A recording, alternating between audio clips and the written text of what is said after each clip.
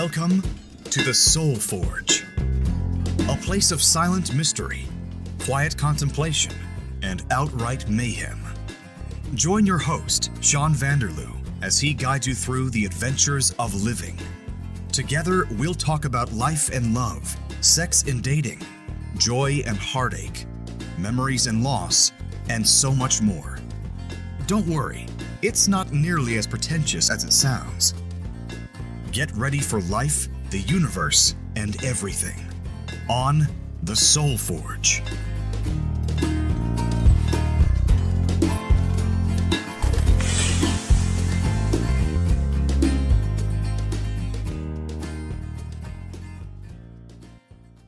Hey everyone, welcome to episode 15 of the Soul Forge podcast. Today is going to be an episode about my mom and me. This is her birthday week. She was born September 22nd, 1958, and I just wanted to take this opportunity to talk a little bit about her, celebrate her life, and that kind of thing. She was a rather complicated woman, as you'll find out over the course of this podcast. Lots of different things to talk about, all kinds of memories, fun stuff, sad things, interesting and different things. She was a woman of dichotomies. What do I mean by that? Well, she was complicated. Yeah, just hard to really explain who she was. You would have had to have met her in order to really understand. I knew her my entire life, and I'm still not sure I completely understand who she was as a person. Can we ever understand anyone? I don't think we can. Side note, I was talking to Bishop's mom the other day. She had just finished listening to episode 13, the road trip questions, and apparently she found out all kinds of different things about me that she didn't know, and also found out a lot of things that reminded her of Bishop, and now she understands where he gets his quirks from. And I was saying, you know what? The reason I'm partly doing this podcast is so that one day, years from now, Bishop can listen to all these episodes, find out more about who his dad was as a person. And I wish I had this kind of stuff from my parents. And she wishes she had this kind of stuff from her parents. Because we don't really have the inner workings, the inner life, the thought patterns of our parents, the people who came before us. Hopefully, this will find Bishop in the future, and he'll be able to understand who his dad was, who I am, what the heck makes me tick. But this is about Mom, so Bishop's grandmother. So like I said, September 22nd, 1958, and she passed away March 31st, 2014. Mom was a music lover, but I don't actually recall a lot of music in the house as when I grew up. I know that she loved Elvis, talked about him all the time. She loved Johnny Horton and Eddie Rabbitt and Alabama. I remember watching Hee Haw with her when I was really young. So, the country music channel, we watched a lot of that, but I don't actually remember the radio being on that much, and I don't think she had a music collection per se, but she liked her music. Her favorite song, and one that I actually really, really can't stand, House of the Rising Sun. We played that for her at her funeral. She also had it played at her wedding to my stepdad, Bill. And another song that she really, really loved was 500 Miles by the Proclaimers. Remember that song? I would walk 500 miles and I would walk 500 more just to be the man who fell down at your door. Well, she was obsessed with that song. And in second year of university, I think it was 1996, my roommate, Dave, had that CD. And I guess I told my mom that he had it or something. And she requested that he put that song on a blank tape, just back to back to back to back. He hated me for that, but she would listen to it all the time. She loved that song so much. I don't know what it was about that song, but it just made her happy.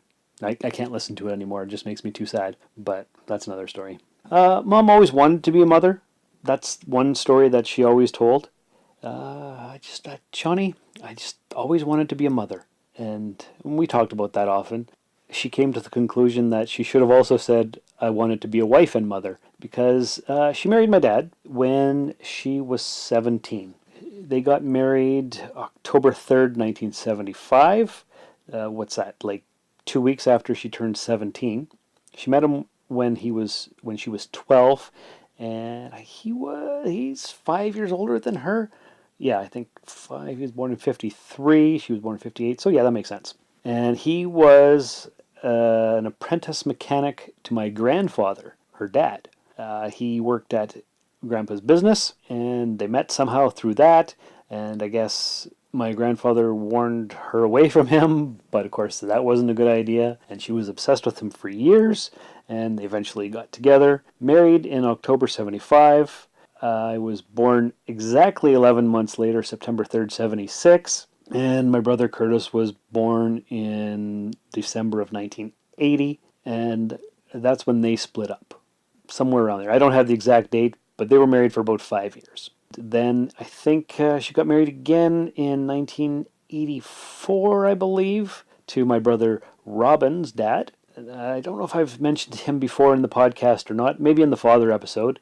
So my dad's name is Tony. Robin's dad, or my stepdad, was named Doug, but he was a biker, or thought he was a biker, and his biker name was Cannon. So that's what we called him. We never called him Dad. We never called him Stepdad. We never called him Doug. He was Cannon. He was always just Cannon to us. And I think that lasted till maybe 89 or 91, somewhere around there. They split up. And then she met Bill in 96. They got married in 2006, and she was with him till the end. So she was born Rhonda Gertrude Teresa, and her first last name was Roncato. And then she married my dad and became Rhonda Vanderloo. And then she married my stepdad and became Rhonda Cool. And then she married Bill and became Rhonda Bond. So she had a complicated life. She was always a good mom. We were poor. We never had really much money at all. She was always happy if she had just a minimum of $300 in the bank. But the thing was, she always made sure we were fed and well clothed. And we never felt poor. We didn't have all the luxuries. We didn't get to go on fancy trips and that kind of thing. And we shopped at Byway, and we had the Venture and the Trax Byway brand clothes that would fall apart pretty easily. But she made sure that we were happy. We had all the necessities of life. We had a roof over our head at all times, no matter what. We had food, and we moved around quite a bit. Let me think here. This was in Sault Ste. Marie. So when she was with my dad, we were on Third Line, and then they split up, and she moved in with the grandparents, and that was on South Market Street. And then I believe we moved out on our own, and we moved to the Cambridge Apartments. And after the Cambridge Apartments, we moved to Grove Crescent, and then we moved to Lake Street. After Lake Street, where did we go? Maybe Lake Street was before Grove. I can't remember. That's a long time ago. And then that's when she got with Cannon, when we were on Grove Crescent. So yeah, Grove Crescent would have been after Lake Street, same area. And then we moved into Cannon's mom's basement, where he made a kind of an apartment for us. That was pretty crappy. That was the first house on Fourth Line. Then we moved to Gooley River, and we lived in 2 houses there for a couple of years. And then we moved back to Fourth Line, the second house on Fourth Line. And I think we lived there for maybe a year. I went to a lot of different public schools. I moved around quite a bit. After the second house on Fourth Line, we moved to Cannon's friend Stanley's house. And that house was full of rats, and that was pretty gross. But we lived there. And I think it was a year we were there because I was grade 5. And then grade 6, we moved to the Terry Fox Place Apartments. And so we lived there from September of 87 to the December of 1994. Then we moved to the house on Landslide that my dad actually had moved there and let us live in. Then my dad got remarried, and the stepmom wasn't very nice, so mom wanted to escape all of that, and then she moved to the townhouse on Market Street, and by that time I was off in university, so it didn't really matter. And they moved around a few more times off and on other than that. But a lot of different public schools, a lot of different houses, a lot of different areas that we lived in. But we always had clothes and food to eat, and so we were always well taken care of. So I can't fault Mom for that at all. The earliest memories that I have with Mom, this was before brothers came along or anything like that. I remember still living at my dad's house on Third Line, and I think the driveway was maybe 150 feet. And so we had a great big field, 45 acres of land. At the road, there was a ditch, And so we sat on the ditch bank and we watched the tadpoles float through the the water in the bottom of the ditch. And I don't remember why we were doing that, but we were. And then all of a sudden, Mom sensed the rain coming, so we ran as fast as we could back to the house, and we got soaked. And so to make things better, to warm us up, she would melt cheese in a cast iron skillet, and we'd go eat it in the bedroom. I must have been like 3, maybe 4, like not too old, but enough to really enjoy the hot melty cheese. So that was a good memory, and she was pretty famous for her expressions. And I've actually picked up quite a few of these myself now that she's gone. I find myself saying the things that she used to say. But one of the things that she always said was, stay in school, don't end up like your mother. And that's because she dropped out of school at, I think it was grade 10. She hated school. She wasn't very good at it. She always felt dumb. I don't know why that was. She wasn't a stupid woman, and she was a hard worker. And she did a lot of odd jobs to take care of herself. She used to work for her friend doing landscaping, and that was hard, back-breaking work, and she was wiped out and exhausted all the time from that. And then she decided to take correspondence and finish her grade 12 because she wanted to better herself and do better for us, get a better job. So she did correspondence school, and then I remember she took a hairdressing course, and she almost finished it, but then Kenan was in an accident and he almost died. And they weren't together at this time, but they were together off and on after they split up. And we moved to the apartment at Terry Fox to get away from him. But he kept coming back, and we just couldn't get rid of that guy for years. But anyway, he was drunk, or I'm not even sure what happened, but he flipped his van and smashed his leg all up. And so she had to quit school to take care of him. So she never finished the hairdressing course, although she got pretty far. But she did that, and then she was a lunch lady for a certain amount of time, and then she went to school again, became a respite worker for the Red Cross, and eventually became a PSW because she always wanted to help people. That was her main thing. She just wanted to take care of people, and that's what she did. So stay in school and don't end up like your mother was one of her famous expressions.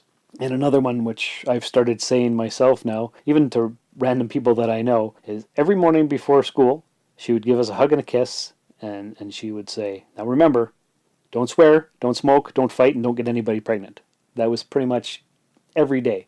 I don't think there was too many days where she didn't say that. And what would I have been? 8, 9, 10, 11, 12? I wasn't getting anybody pregnant. I wasn't smoking. Fighting, sure, because I moved around a lot and had a hard time making friends. So yeah, there was a lot of fighting. But I certainly wasn't getting anybody pregnant. If you listen to my dating episode, you'll understand why. A lot of different expressions, a lot of stuff like that. So not only did she love Elvis, she had a few other big-time likes. She loved tea. It was all about the tea party. She used to make tea and put it in a baby bottle for me so we could have tea together. When she was lonely, before she met Bill, she used to make one of her cats tea, and it would sit on the table and dip its paw in the teacup and drink the tea while she was drinking the tea as well. So she definitely liked her tea, and she also liked antiques. She liked to fill her house with antiques and go to the stuff store and all kinds of junk places. Just have nice things, nice older things, and plants. Loved her plants. The house was always filled, and the vines would go around the house from one end to the other. She loved her plants that much. And Pepsi was her other main love. She definitely loved Pepsi. She had Pepsi clothes, and I bought her an antique Pepsi chalkboard at one point, which I now have in my home. And hockey. Did she ever love hockey? She loved Wayne Gretzky, Bobby Orr, and Dougie Gilmour. Oh boy, did she ever like she really loved the Toronto Maple Leafs.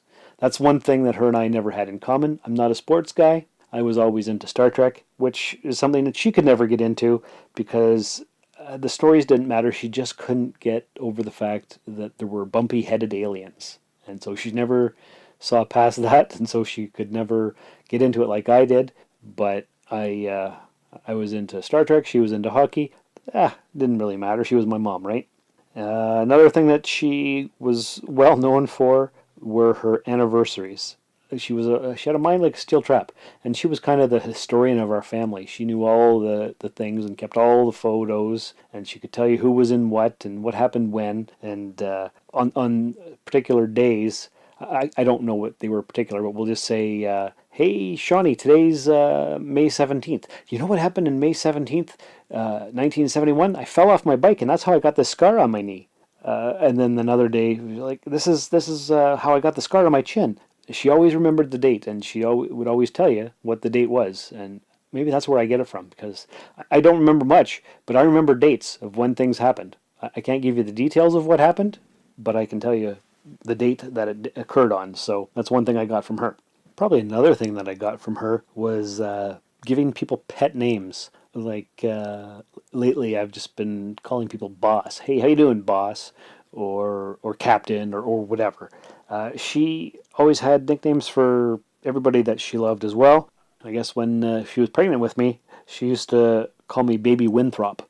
I'm glad she didn't call me Winthrop for real, which is probably a good thing. But yeah, I think it was Winthrop McGillicuddy or something. And then after I was born and she named me Sean, well, I was always Shawnaroo. Hey, Shawnaroo, it's good to see you. And I moved away in my 20s. And when I was calling her to say, hey, I'll be coming back to the zoo here for a visit with you soon, she'd always say, oh, good. Are you here yet? Are we having tea? Are we having tea, Shawnee? It'd be Shawnee or Shawnaroo. So that was always nice. And what else can I tell you about Mom? She was possessive about certain things. I'm not going to tell you that she was flawless. She had her moments. For example, she loved her things. She had a walking doll from the time I think she was 4 years old. It was like maybe a 2-foot doll that when it was brand new it could walk, and maybe it talked. I don't know. It never worked when I saw it. By that point, it was 40 years old or so. But she loved this doll thing. I remember the first time Trish came to meet my mom. My mom showed her the doll, and she says, do you like my doll? And Trish says, no, not really. It's kind of creepy. and the thing about Mom is that she identified herself with her stuff. So that means if you didn't like her stuff, you didn't like her, which is, of course, ridiculous, but that's the way she saw it because she identified herself with her things. I might have a little bit of that in me too. Like I'm a big action figure collector, and I never understand why don't you want action figures? Like somebody I knew was really into the Twilight franchise. There were action figures for that, and I said, hey, how about I get you some Twilight action figures for your birthday? And they didn't want them, but I said, you love Twilight? Yeah, but I don't like action figures. I'm like, oh. All right. And see, that kind of thing never made any sense to me. So I guess that's similar to what Mom had. But no, she was a good person. She was a caretaker. She took care of everybody except for herself. That's what happens. She would get stressed out, and the doctor even told her that she needed to take better care of herself, take 10 minutes every day and just do something for yourself. But she wouldn't. She gave up reading to take care of other things, and she just gave up all of her loves and her hobbies and things that she liked to do just to take care of other people. I guess when her brother passed away in 1999, she was never really the same after that. She had 2 brothers. She had an older brother, Rick, and a younger brother, Rob. And after Rob died in 99, that was her little brother. What did she call him? Baby Button Eyes or something? I can't even remember what she called him. See, and that's what sucks. She was the historian of the family, and I never had to pay attention because she was always there. And so all these stories and all the things that she knew are gone because, well, we didn't write it down. We didn't have podcasting back then. We didn't have stories. So if you didn't remember, you don't remember. And she would have remembered. But after he passed away, that was pretty much the end of her mom. Her mom was in the hospital for a good 10 years.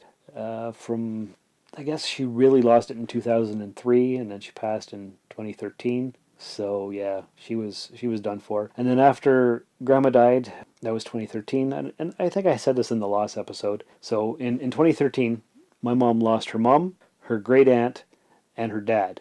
And so after that, there was really nothing left for her to live for. There was her kids and so on, but the old people that she had to take care of were gone. So she was pretty much done. She had nothing left to live for, she thought, And so on March 31st, 2014, which was actually my wife Bridget's 35th birthday, she took her own life. So yeah, that was pretty much one of the worst days of my life, and it was partly responsible for precipitating the end of my marriage, but it did actually bring me and my brother Curtis closer together. We had a very contentious relationship for years and years. It probably stemmed from me being jealous because at one point I was the only child, and then this other guy came along and ruined it all for me. And we didn't get along for years, and so the week that I was in the Sioux for the funeral, at the end of it, we were going to go home the next day, and Curtis said, "Hey, wait a second, I want to talk to you." And so we chatted, and actually probably talked for a good hour and a half out in the garage, because that was potentially the last time we would ever see each other, because what other reason would I have to really see him if Mom wasn't around, right? But we talked and we put a lot of stuff behind us, and became closer because of it. And we've had hiking trips and road trips since then, and we talk way more often than we ever did before. So it actually did bring about something cool. What am I going to miss? What do I miss? I miss just calling her up randomly and just telling her about my life and asking for her advice, and having tea and gossiping with her. That's really what I miss. Yeah, it's just it's sad when you don't have a mom. I figured because she was only almost 18 years older than me, we'd have years and years ahead of us, talk about all kinds of different things and whatever. But I lost her when I was, what, 37, and I was expecting to lose her maybe in my 70s. So that didn't come about, and yeah, I was kind of mad. I felt robbed because of it, but these things happen. And I've grown quite a bit because of it. I've learned a lot about myself and life, and just all kinds of different things.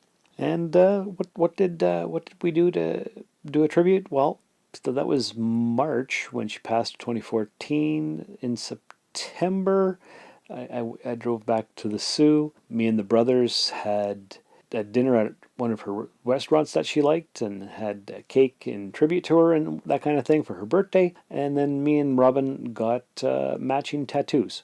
Mom loved her Tetley tea. That was her favorite thing.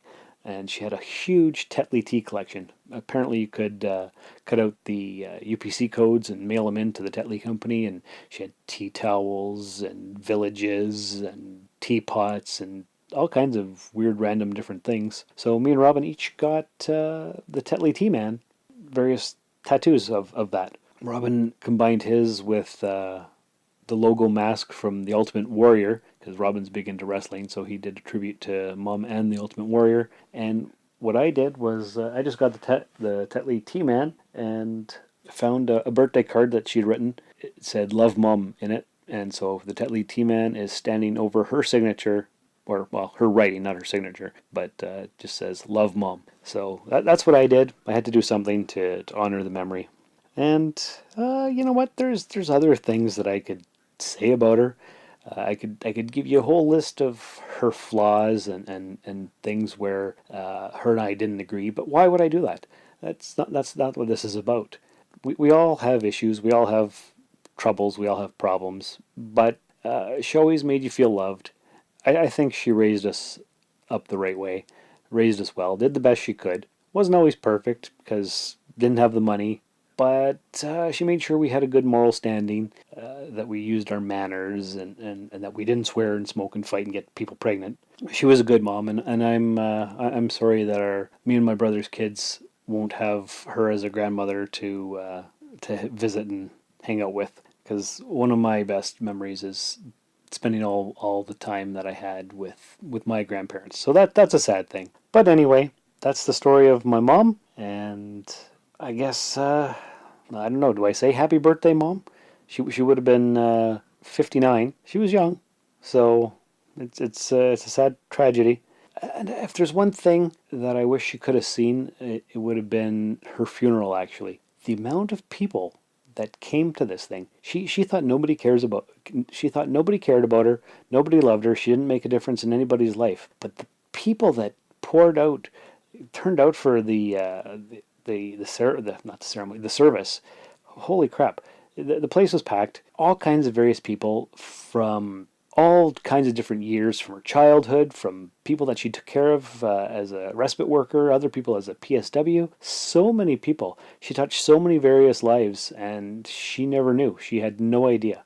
And so I guess if I can leave you with just one thought, if somebody means something to you, tell them. Let them know. Because for the most part, people probably don't know what you mean to them or what they mean to you. All that kind of stuff.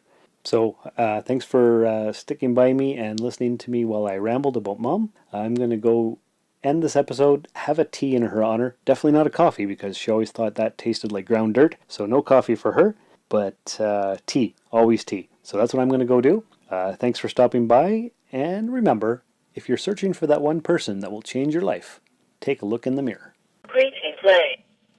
Hi, thanks for calling. You've reached 759. Yeah, we're sorry we can't come to the phone, but we'll call you back. Thanks. Have a great day.